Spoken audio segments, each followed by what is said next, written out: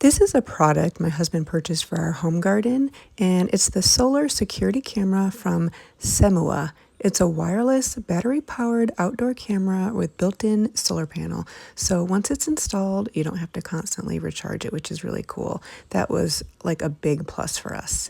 It offers 2K resolution and a full 360-degree view, which makes it great for monitoring a larger outdoor area like a yard or garden.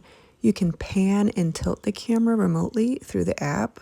It also has color night vision, with a spotlight plus a PIR motion sensor that sends alerts when movement is detected. My husband plans to use that if he sees our dog Luna around our garden to tell her to get out of there remotely. I like that you can adjust sensitivity settings inside the app so you're not getting any unnecessary, notifications. That can be so helpful if you get animals in your yard. And like I said earlier, you can control this through an app on your phone, which I think is so cool. Here you see it, kind of him moving it remotely.